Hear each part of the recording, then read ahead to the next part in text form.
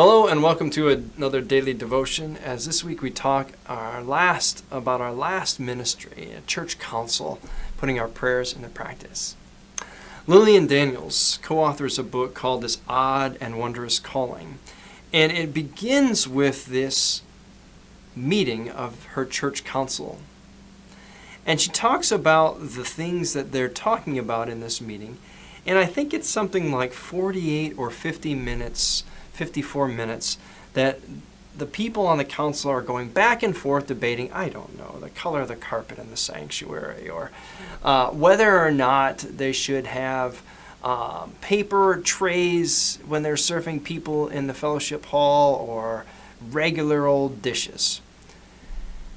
And she says back and forth, I'm just watching the clock tick by saying, what does any of this have to do with the kingdom of God?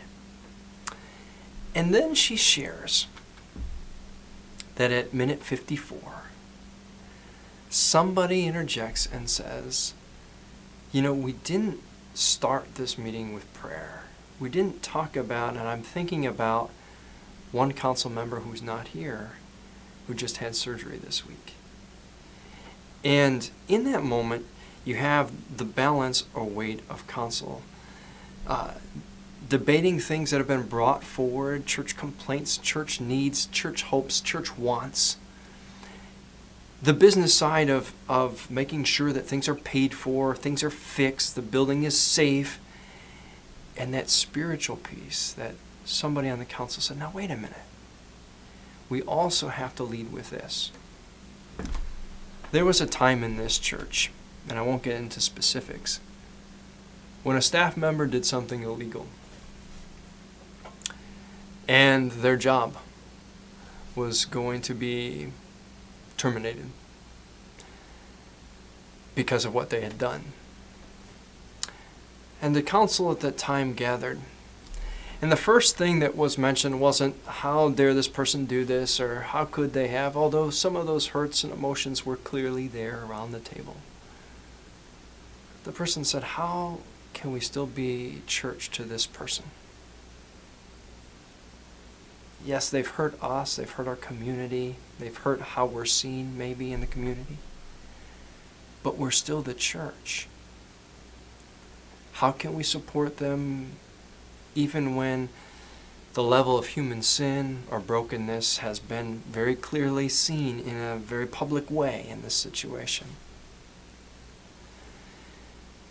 And to me, it was one of the prouder moments I've seen of a church council in any church I've served, because here was some things that hurt the reputation of the church, that hurt the people of the church, but its leaders were also, despite that woundedness, trying to say, yes, but how do we still embody the life and ministry of Christ, even when somebody has done something to hurt us or betray our trust?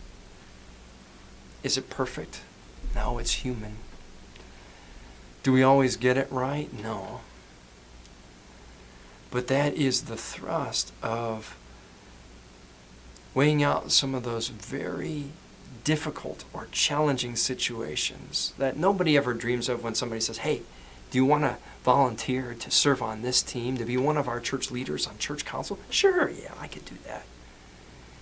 And never in a million years do you dream that situation X or Y or Z comes before the church while it's your time to serve.